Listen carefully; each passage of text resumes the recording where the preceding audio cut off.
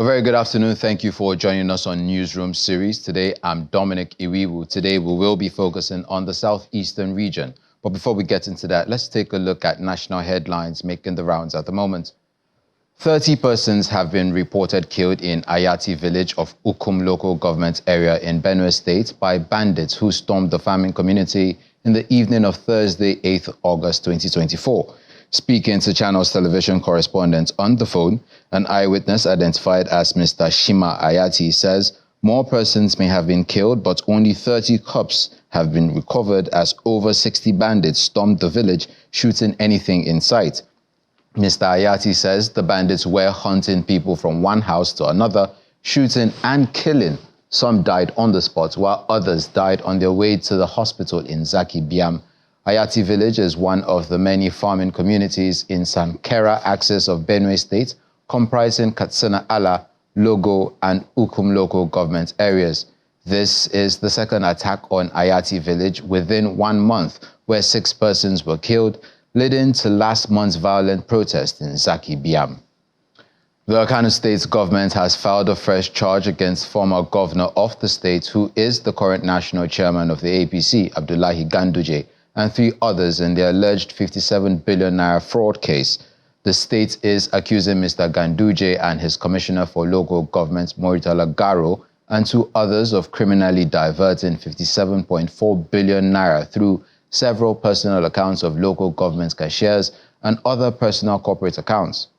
The state government also accused them of mismanaging the 44 local government statutory allocations remitted to the state's joint local government's accounts from the Federation account and transferring some of the funds into dollars for their personal benefit.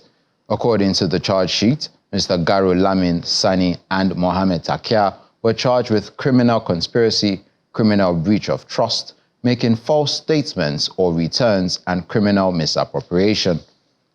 A federal high court sitting in Kaduna State has declined jurisdiction in the fundamental rights suit filed by the immediate past governor of the state, Nasir El-Rufai, against the State House of Assembly.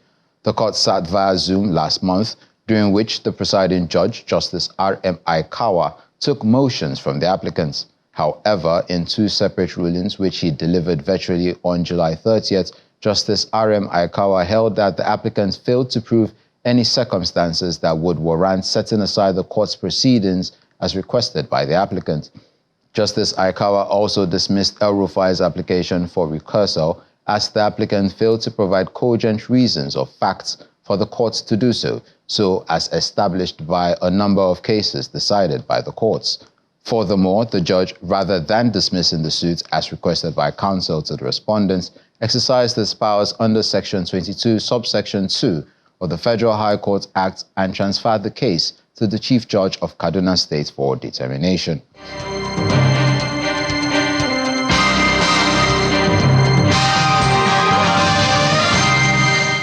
The Enugu State's Governor, Peter Amba, has flagged off the distribution of inputs and grants worth over 4.6 billion naira to farmers, communities, and its startups in the state. Speaking at the flag-off ceremony at the Michael Okpara Square, Enugu, Governor Amba said the initiative will nurture small-scale entrepreneurs for sustainable growth and economic development in the state. The Michael Okpara Square, Enugu, is the venue of the distribution of inputs and grants aimed at boosting local agriculture, entrepreneurship, and technology startups. Governor Peter Amba arrives at the venue and commences the event by flagging off the distribution of fertilizer to 12,000 smallholder farmers, a donation from the federal government. The glory of God and the benefit of Enugu. Additionally, agricultural inputs such as rice and bean seedlings, cassava stems, organic fertilizers, and herbicides are provided to 1,251 beneficiaries, alongside 51 power tillers for farmers across 17 local government areas. The governor also initiates an entrepreneurship intervention program disbursing 60,000 naira each to over 16,000 beneficiaries, with a focus on women who receive 80% of the funds. The Commissioner for Agriculture and Agro-Industrialization, Patrick Obru, urges beneficiaries to utilize the inputs and grants to generate employment and enhance the state's economy. Your role in this journey is indispensable. Your dedication and hard work are the backbone of our agricultural sector, and this government of Dr. Peter Ndubuisi is committed to supporting you every step of the way. As we embark on this new chapter, let us reaffirm our collective resolve to transform the agricultural landscape of our state and Nigeria in general. Governor Mba expresses confidence that these initiatives will significantly stimulate economic activity and help alleviate poverty.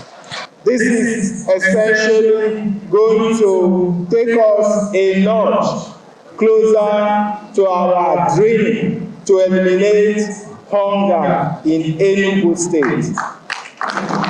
And we are, as you already know, we're already intervening in other social services, the smart school, the primary health care centers going on across all the world are all designed to kiss poverty goodbye in Enugu State. Furthermore, the governor announces additional support of 400,000 naira to 187 beneficiaries, 7.5 million naira each to 10 tech startups, operational grants for solar equipment to 256 beneficiaries, and laptop computers and POS terminals to 269 beneficiaries. In the wave of the ongoing nationwide protests, the Minister of State for Youth Development, Ayodele Olawande, says President Bola Tinubu remains committed to moving the country forward, maintaining that the economic policies of the president are aimed at making Nigeria a prosperous nation. The minister disclosed this in Owerri, the Imo State capital, during the flag-off of the Imo's Got Talent and Youth Palliative Distribution Program organized by the Imo State government. The minister, while commending youths in Imo State for towing the path of peace, appeals to youths across the nation to be peaceful and supports the Tinubu-led administration. Our correspondent, Eyutogwe Kutei, reports. Youth groups from the 27 local government areas of Imo State under the umbrella of the National Youth Council of Nigeria and student unions across the state gather at the Ndubuisi Kanu Square in Owerri, the Imo State capital, to flag off the Imo Talent Hunt and palliative distribution. The Minister of State for Youth Development, Ayodele Olawande, arrived at the arena alongside the Imo State Commissioner for Youth and Talent Hunt, Emeka Mandela. They take turns to do a meet and greet with the youths in the arena. In his official opening remarks, Mr. Mandela enlightens the audience on the importance of the gathering and the state government's commitment to youth development. His Excellency has unleashed palliatives, food items for our youths and our students. Let me tell you, before now, His Excellency had originally announced that the palliatives will be going to local governments. But in his show of love for the youth, His Excellency broke his protocol to accommodate the youth community, to accommodate the youth of Imo State. Deputy Speaker of the Imo State House of Assembly, Amara Iwayan, who chairs the House Committee on Youth, corroborates the position of the state government on creating more opportunities for them to thrive. The governor has taken into consideration youth in everything that he's doing, and that's why we are here today. So I want to commend Imo Youth, commend the Ministry of Youth Development, and most importantly, salute our youth-friendly governor, distinguished Senator Hope Uzodinma, for this wonderful initiative. The special guest at this event is the Minister of State for Youth Development, who asked the youths not to allow themselves to be dragged into situations that could destabilize the polity. He gives reassurance that the President is committed to moving the country forward and all should join him to achieve the goal. Don't allow those political gladiators that they believe that the initiative, the ideas of the President is not useful to them because the President is taking things to the grassroots. And that is why you see the local government autonomy. That is why you see the credit scheme. That is why you see the YPF. And that is why you see a lot of schemes, a lot of programs that has been dedicated for the young people of this country. And it's because of the love of the president. Governor Uzodinma, represented at the event by his Chief of Staff Nnamdi Anyeyi, praised youths in the state for their composure and peaceful conduct during the nationwide protests. There is no way we can appreciate you better than saying thank you for choosing to stay on the positive path of history. Thank you for shunning to embark on the nationwide protest in destruction of our fatherland. He reiterates the state government's commitment to change the fortunes of its youth through numerous initiatives. For the first time in the history of Imo State, His Excellency has created the Ministry of Talent Hunt.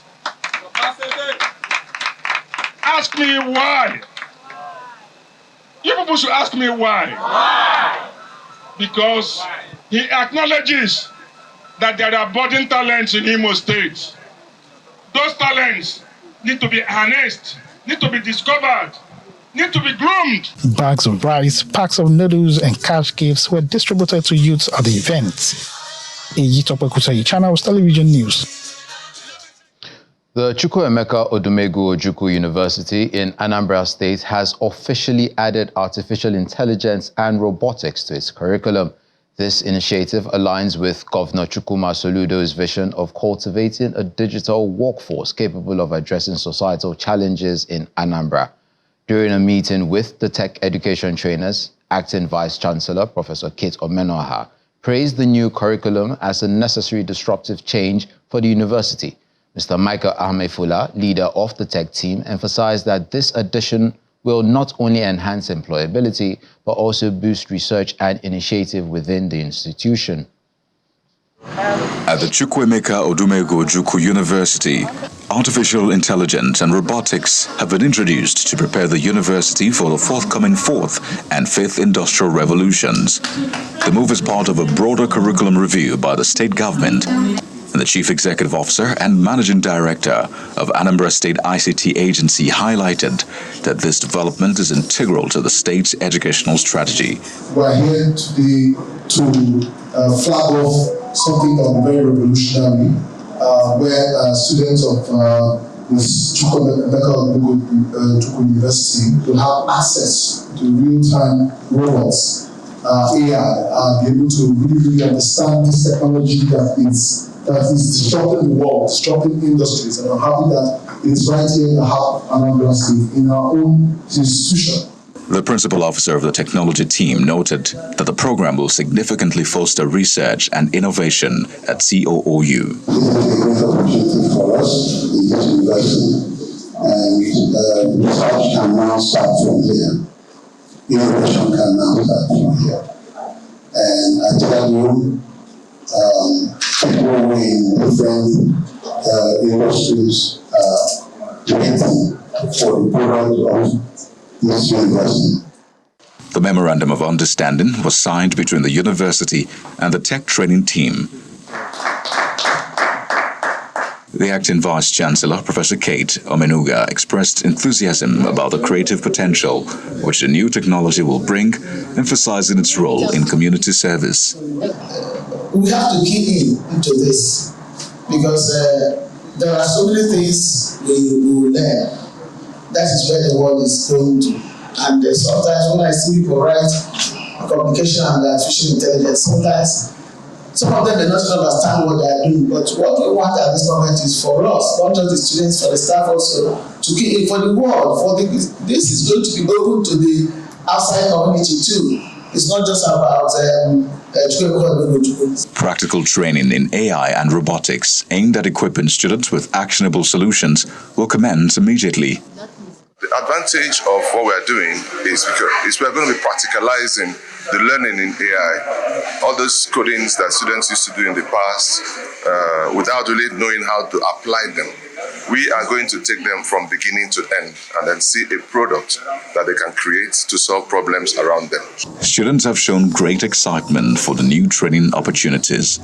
I've never done this before, and this is the first time of me doing it. It's really fun. It's really exciting.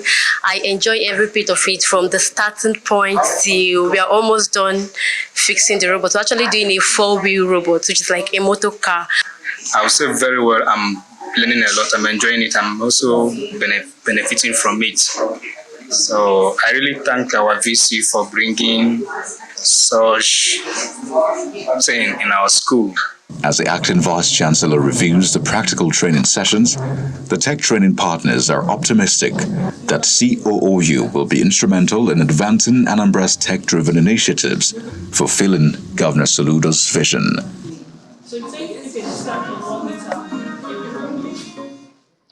You're watching Newsroom series on Channels Television. Still ahead, we'll bring you more stories from the southeastern region as Governor Soludo commissions projects in partnerships with private organizations. Stay with us.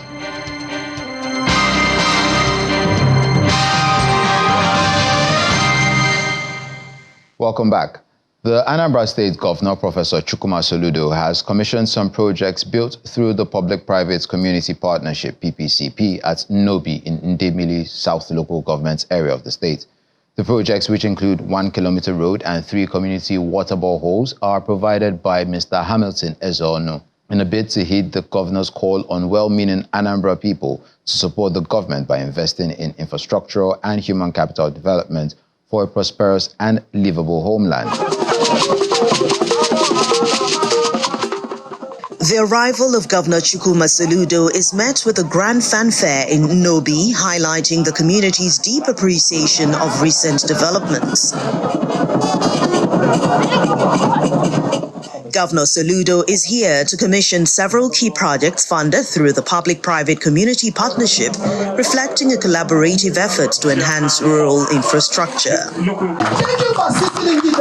The Transition Committee Chair, Mrs. Amaka Obi, underscores the significant transformation in Nobi, noting the reduction in criminal activities since the road construction began. She also expresses gratitude to the local benefactor who refurbished the Nobi General Hospital as part of the Community Partnership Initiative. I told him that criminals snatch bags from people at a corner on that road. I pleaded with him to construct the road. The ownership of a road belongs to whoever constructed the road and not otherwise. And he started work and even entered the General Hospital. When you last visited, we had old windows everywhere, and as a government, you've done your part, but individuals have roles to play too, to support you, because you're a working governor.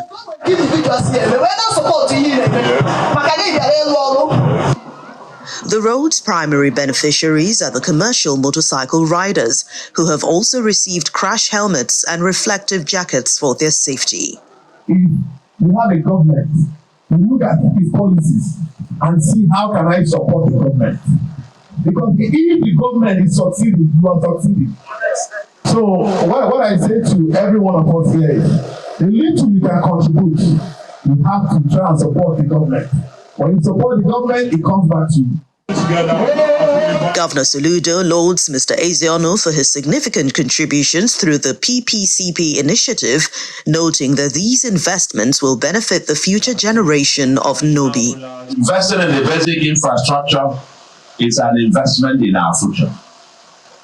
We are securing the future of our communities by investing in the future of those kids, and the people are not in the communities. You will never know what your legacy will be. This road will be one of them. This road will be one of them. The first project commissioned is a community borehole, followed by the 1-kilometer road. For the glory of God, in Jesus' name. The governor then conducted an inspection of the ongoing rehabilitation of the Nobi General Hospital, a project also funded by Mr. Ezeonu. Following this, he visited Agolu Lake for a visibility study aimed at developing a beach and floating restaurant for leisure and tourism. I'd like to see people in the future getting in here on a floating restaurant, and they can have lunch or dinner while it takes you around on a tour. lake. Governor Soludo concludes his inspection tour with visits to the Fun City and the new Government House project sites, reflecting ongoing efforts to further develop the region. The Abia State Governor, Dr. Alex Oti, has expressed his administration's readiness to take immediate action to arrest the gully erosion menace along the erosion-ravaged area around Ovum Street, Ogbo Hill in Abia, the commercial nerve center of the state. Speaking to newsmen during an on-the-spot assessment of the gully erosion site, he directed the General Manager of Greater Abia Development Authority to see him for immediate mobilization of experienced engineers and contractors to find a lasting solution to the problem.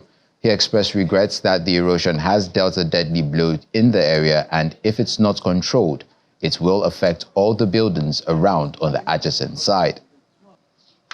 Well, it's very unfortunate that the erosion has dealt a deadly blow on this area. And the way it's going, if it's not controlled immediately, it would not only affect the buildings around here, but then the opposite side of the road that we are building.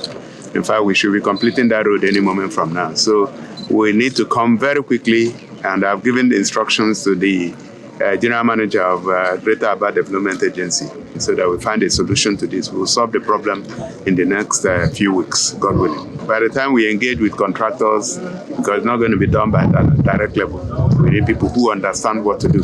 But I believe that it's something that we should deal with before the end of this year. Okay. Still in Abia State, Dr. Alex Oti has flagged off the reconstruction of the Ekoha shopping center about the oldest textile markets in Old Eastern region of Nigeria, assuring traders who will be affected by its reconstruction efforts of a temporary but sustainable alternative. Speaking during the formal flag-off ceremony of the reconstruction exercise in Abia, Dr. Alex Oti said the reconstruction of the dilapidated market will be remodeled in phases under a public-private partnership initiative. According to the governor, the reconstruction became necessary following a compelling need to align the market and Abia, the commercial heartbeat of the state, with the minimum acceptable national and global best standards. Abia is known across the world as an important business destination, a strategic trading hub in the West African region, and a fertile ground for traditional enterprises.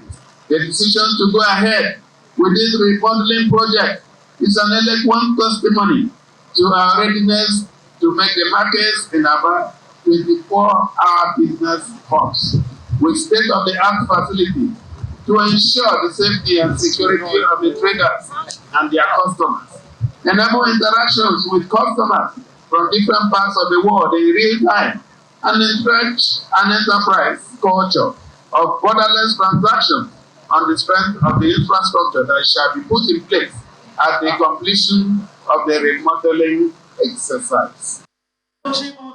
On their parts, the Commissioner for Trade, Commerce and Industry, Chimezie Ukegbu, and the contractor in charge are confident that the temporary accommodation will serve traders who do their day-to-day businesses at the market.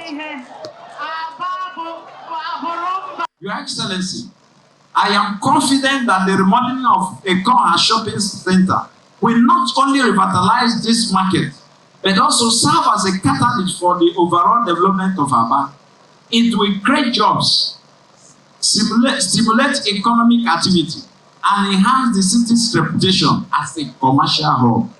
We cherish the partnership we have with Abia State Government on this project, and we are committed to deliver on schedule a world-class textile market with digital presence that will meet expectations of the state government, existing and potential traders, and their patrons from within and outside the country. In a bid to create awareness, promote and sustain exclusive breastfeeding, especially for infants' health and survival, the Ebonyi State government has urged all the citizens to be advocates of exclusive breastfeeding across the state. This was made known during an event organized by Ebonyi State Ministry of Health in collaboration with Better Health for Rural Women, Children and Internally Displaced Persons, BERWO, through the Office of the Wife of the State Governor to mark 2024 World Breastfeeding Week in Abakaliki, the Ebonyi State capital. This event, themed Closing the Gap, Breastfeeding Support for All, brings together lactating mothers, pregnant women and other guests who converge on the Women Development Center in Abakaliki, the Ebonyi State capital, as the state government seeks to create more awareness on the importance of exclusive breastfeeding for infant health. The State Commissioner for Health, Dr. Moses Ekuma, addresses attendees through his Special Assistant on Primary Health, Dr. Sabinu Sunwibo, who highlights the critical role breastfeeding plays in infant health. Can it be that this breast milk is being sold? So many of us could not be able to afford it. But God gave us this gift free of charge. And it's very, very protective to the life of our babies. The immunity is there. And we're using this opportunity to encourage our mothers to make sure that their children, their babies are well breastfed. The wife of the state governor, Amaka Nwifuru, re-echoes this as she emphasizes the profound bond that breastfeeding fosters between mother and baby. So I'm calling all the husbands of Ebonyi women to please give us that support that we need. Breastfeeding can be tiring, but with your support, I'm quite sure that we are going to make it. Let us remember that closing the gap in breastfeeding support requires a collective effort. By working together, we can create an environment where every mother feels empowered by breastfeeding and every child has the opportunity to thrive. Several lactating mothers share their personal experiences with exclusive breastfeeding, including the positive impact and challenges they face. Breastfeeding is very good, though, my fellow women. Very, very nice. At least it helps to cut all these unnecessary diseases and infections on our baby, because my baby, right from the first day I gave birth to him, he haven't fallen sick. To support and encourage breastfeeding, the state government distributed maternity kits, cash gifts, and other essential items to nursing mothers. On that note, we put a wrap to Newsroom series today. I'm Dominic Iwiwu. Stay safe.